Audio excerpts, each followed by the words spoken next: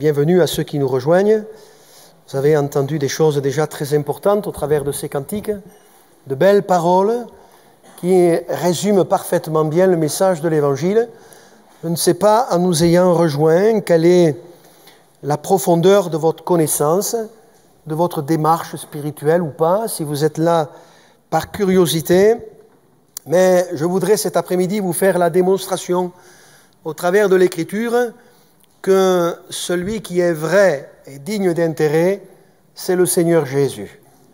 Il n'y en a pas d'autre qui soit en mesure de nous sauver, d'intervenir dans nos vies d'une manière particulière. Alors pour cela, on va se servir de quelques versets dans la Bible, dans l'Évangile de Jean, au chapitre 5, et on va lire à partir du verset 31. Qui dit vrai dans tout ça? On en entend des choses.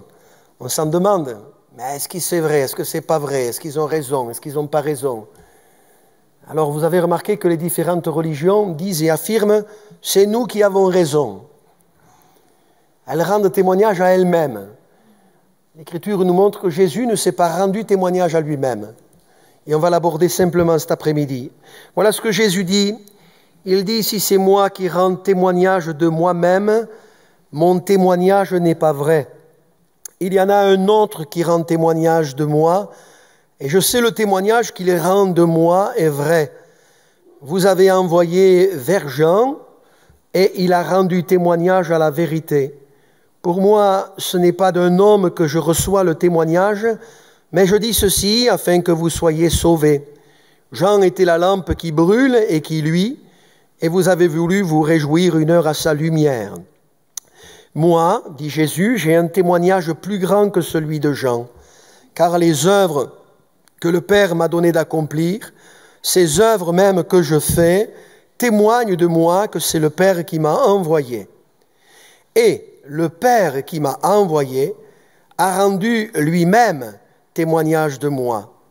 Vous n'avez jamais entendu sa voix, vous n'avez point vu sa face, et sa parole ne demeure point en vous, parce que vous ne croyez pas à celui qui l'a envoyé. Vous sondez les Écritures parce que vous pensez avoir en elles la vie éternelle.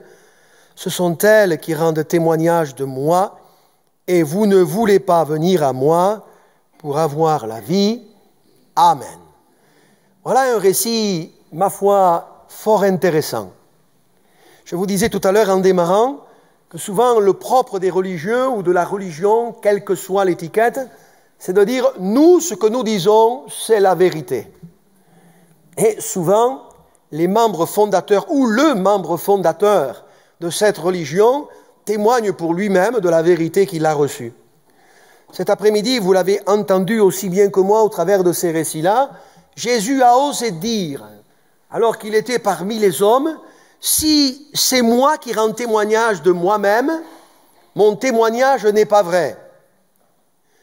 Sous-entendu pour nous cet après-midi, ceux qui, au travers de l'histoire, de l'humanité, ont apporté le témoignage qu'eux avaient reçu la vérité, la dernière révélation, ce n'est pas un témoignage que l'on peut recevoir parce qu'ils témoignent d'eux-mêmes et de ce qu'ils auraient éventuellement reçu. Jésus vous montre très bien que lui-même, de la même manière, quand bien même, pourtant il est la vérité, il dit « mon témoignage n'est pas de moi ». Il ne s'est pas rendu témoignage à lui-même. Et dans notre récit, il met en évidence 4 points bien précis qui relatent le fait que bien des choses rendent témoignage, que Jésus est le chemin, la vérité et la vie, et que nul ne vient au Père que par lui. Il y a un autre verset dans la Bible qui dit qu'il est le seul médiateur entre Dieu et les hommes, à savoir, il n'y en a pas d'autre, n'en cherchez pas d'autre, c'est le seul et c'est l'unique. Et je vous en fais maintenant la démonstration très simplement. Il est question donc du témoignage. Quand on parle du témoignage dans la Bible, c'est le fait de témoigner. Dans le langage biblique, c'est la définition suivante, la déclaration de ce qu'on a vu, de ce qu'on a entendu, perçu, servant à l'établissement de la vérité. Donc, je vais vous apporter quelques témoignages cet après-midi pour vous faire la démonstration que Jésus est la vérité. que Jésus est le Dieu véritable et la vie éternelle.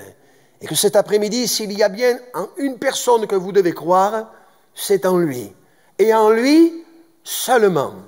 Quand on regarde le témoignage, on parle de rendre témoignage à ou pour quelqu'un ou de témoigner en sa faveur.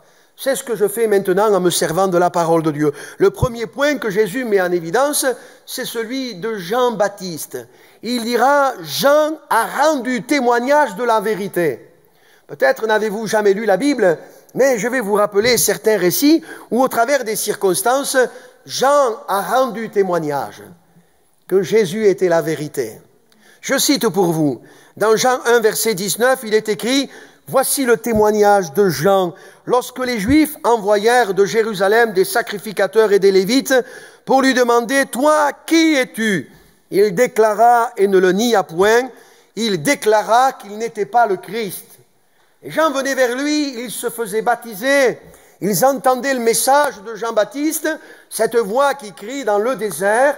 Ils préparaient au Seigneur un peuple au cœur bien disposé, et chacun, touché par ce qu'ils entendaient, voulait prendre ce baptême de la repentance pour montrer qu'il voulait changer d'attitude, changer de vie. Mais quand les gens voyaient un petit peu la foule qui y allait, les religieux se sont interrogés et ont posé la question, mais avec tous ces gens qui viennent vers lui, ne serait-ce pas le Messie que nous attendons, le Christ, l'envoyé de Dieu? Toi, qui es-tu? Et il nia le fait qu'il était le Christ. Par contre, quand il verra arriver l'envoyé de Dieu, le voyant arriver, il dira, « Voici l'agneau de Dieu qui ôte le péché du monde. » C'est même Jean qui avait demandé, « Mais es-tu le Christ ?» Ces mêmes gens auxquels il nia le fait qu'il l'était, ont entendu aussi le témoignage de sa bouche, « Voici l'agneau de Dieu. » Je ne peux pas vous le montrer en chair et en os en vous disant « Voici l'agneau de Dieu ». Mais je voudrais vous dire, il a montré une personne bien particulière, Jésus-Christ.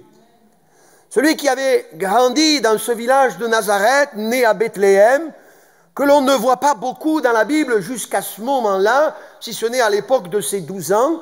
Et quand il arrive pour se faire baptiser, l'Écriture nous dit, sortant de l'anonymat, Jean rendra ce témoignage, voilà l'agneau parfait, voilà l'agneau de Dieu. Entendez bien, ce n'est pas Jésus qui a dit, me voici l'agneau de Dieu, celui que Dieu a envoyé pour que tous les hommes soient sauvés. Mais c'est Jean-Baptiste qui en rend le témoignage. Il rend le témoignage qu'il est réellement celui que toute une nation attendait depuis des centaines et des centaines d'années. Je ne sais pas ce que vous attendez au milieu de nous cet après-midi, ou en quoi vous vous attendez, mais comprenez, il y a un témoignage qui a été rendu. C'est le premier témoignage. Et dans ce premier témoignage, Jean-Baptiste a osé dire, voilà le Messie, voilà l'agneau de Dieu. Ce même Jean-Baptiste dira, après avoir vu, au moment où Jésus est baptisé, sortant de l'eau, le ciel s'ouvrir, le Saint-Esprit descendre sous la forme d'une colombe, s'arrêter sur le Seigneur. Il va dire qu'il avait reçu le témoignage que le jour où il verrait le Saint-Esprit descendre et s'arrêter sur celui-là, alors ce serait lui qui baptiserait dans le Saint-Esprit. Et quand il l'a vu, l'Écriture nous dit, « J'ai vu, dira Jean-Baptiste, et je rends témoignage qu'il est le Fils de Dieu. » Entendez bien, il est le Fils de Dieu. Il est d'essence divine. Ce n'est pas un homme ordinaire. Il vient du ciel. Il a pris l'apparence simple d'un homme comme la nôtre pour nous montrer la voie, pour mourir à notre place sur la croix du Calvaire. Dieu est esprit, mais dans son grand amour, il est venu dans l'apparence d'un simple homme, pour que venant sur la terre des hommes et partageant leur quotidien, ils puissent compatir à leur faiblesse, connaître la faim, la soif, la fatigue, le rejet, l'opposition, le mépris, pour qu'aucun de nous cet après-midi ne reste sans remède, sans solution. Recevez ce témoignage. Jean l'a vu, il l'a exprimé et a dit, voilà celui dont tout homme a besoin. C'est l'agneau de Dieu, c'est celui entre les mains duquel le Père a remis toutes choses. C'est lui qui est capable d'œuvrer dans vos vies et dans vos cœurs. J'aime ce récit dans l'évangile de Jean où il est écrit « Il y eut un homme envoyé de Dieu, son nom était Jean. Il vint pour servir de témoin, pour rendre témoignage à la lumière. Dans quel but? Afin que tous crussent par lui. » Quand un témoignage est donné, c'est pour donner de la force à ce qui est affirmé, afin qu'on puisse croire que c'est la réalité. Jean a rendu ce témoignage. Il n'était pas lui-même la lumière, nous dit la Bible, mais il parut pour rendre témoignage à la lumière. Jésus a dit, je suis la lumière du monde. Et celui qui me suit ne marchera pas dans les ténèbres. Jean, nous dit la Bible au chapitre 5, a rendu témoignage de Christ. Alléluia. Il lui a rendu témoignage. Dans le même évangile de Jean, il rendra témoignage à la parole faite chair. Jésus parmi les hommes, au milieu des hommes, adressant le message de Dieu. Les hommes de l'époque, entendant Jean-Baptiste, n'ont pas reçu le témoignage qu'il apportait. Si peu en ce qui concerne la personne de Jésus. Peut-être que cet après-midi, vous apportant d'une manière très simple ces quelques événements, cela ne vous convainc pas encore. Alors je vais y ajouter un autre témoignage. Pour que vous compreniez que ce n'est pas le fruit d'une circonstance hasardeuse. Les choses ne sont pas faites comme cela. C'est précis avec Dieu. C'est concret avec Dieu. Jésus dira, mais ces œuvres même que je fais, elles témoignent de moi. C'est ce qu'a dit le Seigneur. Quand dans l'évangile de Jean, dans le même chapitre que nous avons lu, Jésus parle de sa relation avec le Père. Il dira, le Père a la vie en lui-même, ainsi il a donné au Fils d'avoir la vie. Il leur dira, ne vous étonnez pas de cela. Ils étaient étonnés de ce que cet homme en face d'eux puisse parler avec de telles paroles. En parlant qu'il avait reçu, on lui avait donné le pouvoir de juger, le pouvoir de donner la vie, le pouvoir de pardonner les péchés. Mais qui étaient-ils? Ils étaient étonnés. Et Jésus va leur révéler cette parole qui résonne avec beaucoup de force dans mon cœur. Ce que le Père fait, le Fils aussi le fait pareillement. Ses œuvres même rendent témoignage de moi. Ce qu'il accomplissait parmi les hommes, il allait de lieu en lieu, faisant du bien aux hommes, les délivrant de l'emprise des ténèbres, guérissant leur vie des maux qui étaient les leurs. Il opérait des guérisons dans la vie de tous ceux qui en avaient besoin. D'ailleurs, hier soir, je relisais avec beaucoup d'intérêt la multiplication des pains, où des hommes qui étaient là, des femmes qui étaient là, se sont approchés par centaines, par milliers. Il y avait 5000 hommes, sans compter les femmes et les enfants. Mais avant de faire la multiplication des pains, la Bible dit, il guérit tous ceux qui en avaient besoin. C'est le Dieu de la Bible, ça.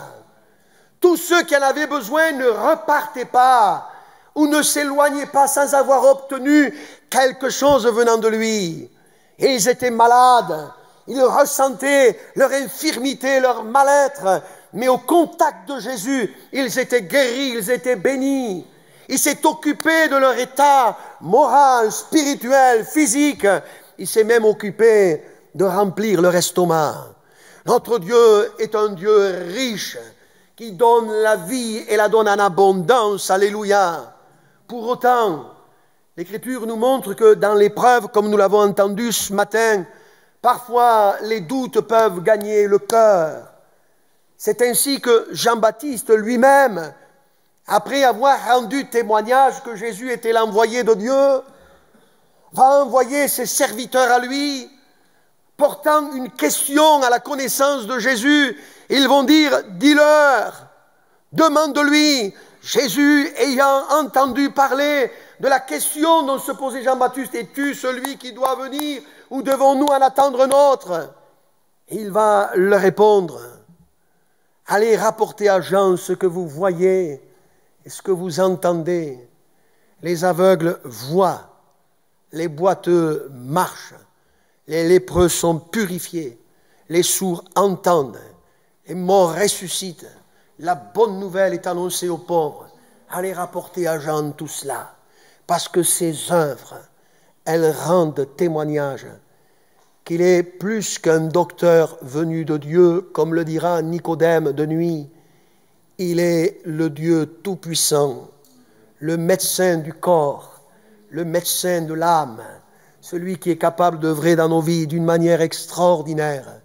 Je veux vous rappeler le témoignage dans la Bible de cet aveugle de naissance qui, placé un petit peu devant le raisonnement de l'époque, va se retrouver confronté à la personne de Jésus.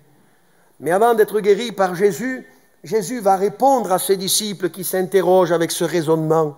Est-ce lui ou ses parents qui ont péché? Jésus répondra, ce n'est pas que lui ou ses parents aient péché qui fait qu'il soit là aveugle de naissance, mais c'est afin que les œuvres de Dieu soient manifestées en lui. Je voudrais faire un raccourci en étant très direct avec vous cet après-midi. Qu'est-ce qui fait que vous êtes au milieu de nous avec votre problème, votre maladie, votre vie qui semble ne pas s'améliorer, pour que vous entendiez la parole de Dieu et qu'en entendant le message de l'Évangile, la foi naisse dans vos cœurs et qu'en plaçant votre foi dans ce Dieu merveilleux, vous obteniez non seulement le salut, mais vous obteniez aussi la guérison, la délivrance dont vous avez besoin. Parce que le Dieu de la Bible, ce n'est pas simplement des mots, c'est aussi un Dieu qui a agi et qui agit encore aujourd'hui d'une manière miraculeuse. Alléluia! Je crois de tout mon cœur que Dieu n'en a pas fini avec nos vies et nos cœurs. Les œuvres de Dieu ne sont pas terminées. Il sauve comme nous l'avons chanté. Il guérit, il délivre, il baptise de l'Esprit. Il fait tout à merveille. Des hommes en ont rendu ce témoignage-là quand ils ont vu les œuvres de Christ.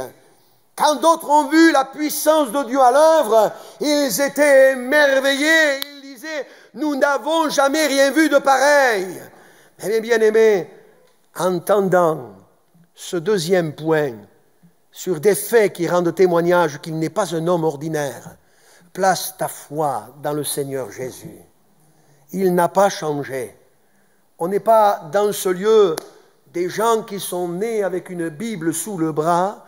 On n'est pas né avec la foi dans les lèvres, dans le berceau. Il a fallu un jour, au milieu de notre détresse, de nos problèmes, de notre cheminement, de notre parcours, que nous puissions entendre l'Évangile et nous tourner vers lui.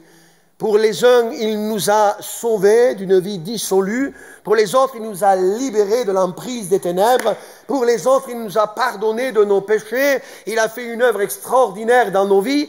Ça serait trop long de raconter ce qu'il a fait pour les uns et les autres, mais en portant vos regards un peu à droite, à gauche, vous pourrez constater qu'il y a dans ce lieu bon nombre de personnes qui pourraient vous dire, oui, il m'a sauvé, il m'a guéri, il m'a délivré. C'était pas de l'auto-persuasion, c'était pas la méthode Cohen où à force de se le répéter, on finit par s'en convaincre. C'est la puissance de Dieu qui s'est manifestée dans nos vies. Et aujourd'hui, comme eux autrefois, on peut dire, je sais une chose, ce que j'étais avant, je sais ce qu'il a fait dans ma vie, et je sais aujourd'hui en qui je crois.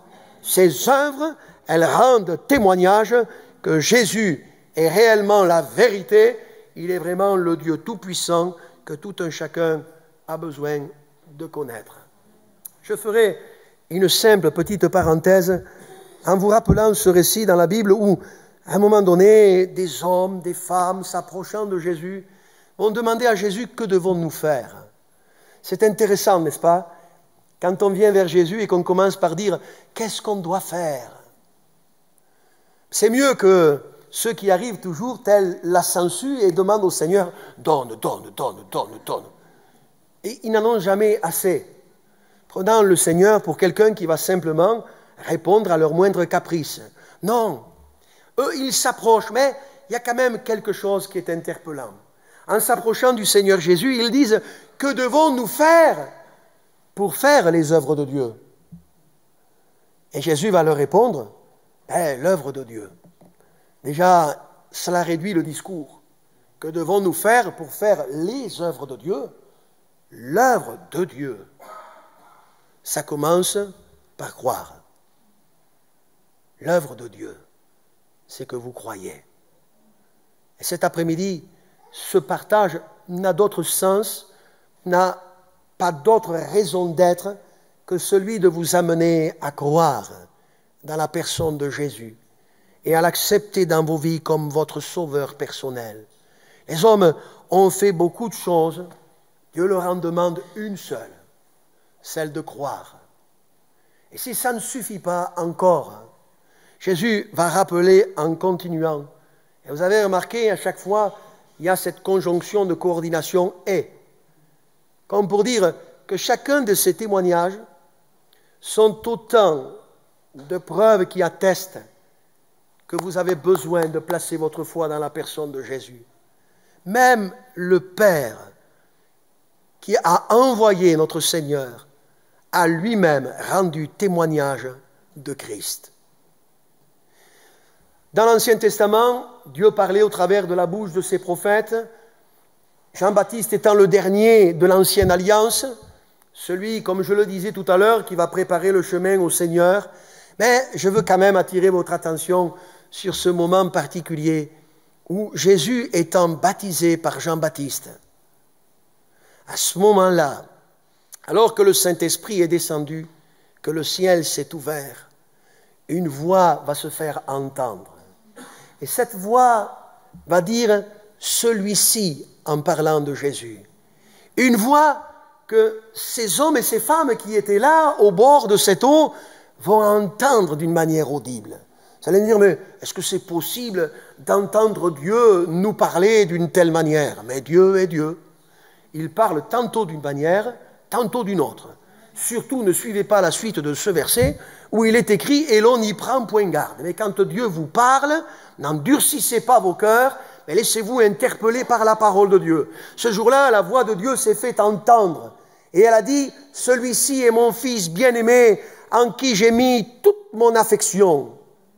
3 hommes plus tard auront le privilège d'entendre pour la deuxième fois, eux ils n'y étaient peut-être pas la première fois, mais pour la deuxième fois en tout cas, la voix de Dieu va se faire entendre. Et elle va dire, celui-ci est mon fils bien-aimé en qui j'ai mis toute mon affection. Et les 3, d'une manière particulière, vont entendre cet impératif, cet ordre de Dieu, écoutez-le.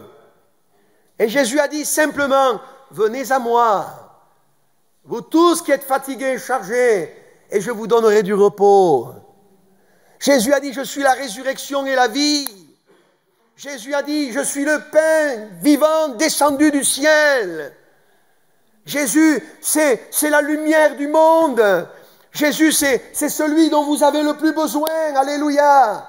Et il a dit, du ciel, le Père a fait entendre cette voix. Écoutez-le. On est prêt tellement à écouter des choses à droite, à gauche, de l'un ou de l'autre.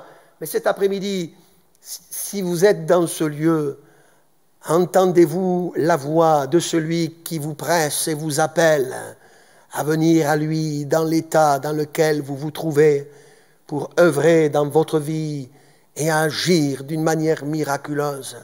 Le Père a rendu témoignage. Et bien plus que le Père. Et on en est vraiment concerné par tout cela, nous, cet après-midi. Les Écritures elles-mêmes,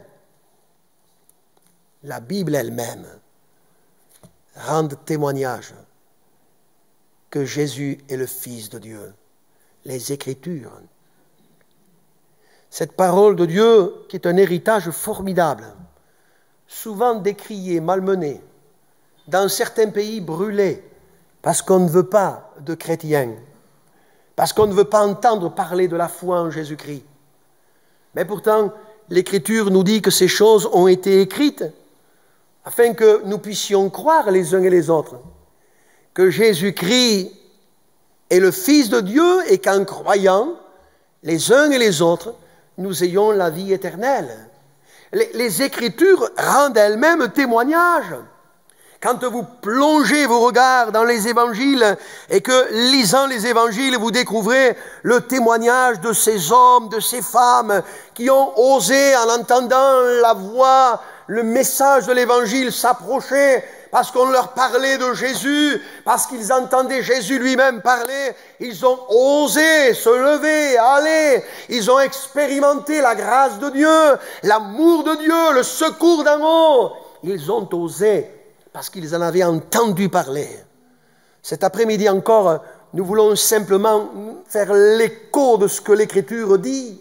Et vous avez remarqué avec moi, je ne sors pas du contexte dans lequel on est. Et je ne peux pas m'empêcher cet après-midi avec vous de ne pas me souvenir de cette femme qui, ayant entendu parler de Jésus, va oser se lever, prendre la décision d'aller vers Jésus, par derrière pour toucher le bord de son vêtement. Elle le fait et elle expérimente la guérison. Ce bord de vêtement, où il y avait là les commandements de Dieu, saisissez la parole de Dieu cet après-midi. Comprenez que la Bible, ce n'est pas un livre ordinaire placé dans une bibliothèque. Nous croyons que la parole de Dieu, elle est vivante, elle est efficace, semblable à une épée à double tranchant. Elle sépare jointure et moelle, elle met à nu nos pensées, elle juge nos sentiments. On a l'impression que c'est à nous que ça s'adresse personnellement. Oui, gloire à Dieu. C'est à nous personnellement que la parole de Dieu s'adresse, parce que Dieu veut parler à notre cœur. Il veut parler à notre vie. Il veut attester au travers de sa parole que c'est réel, c'est vrai, c'est concret.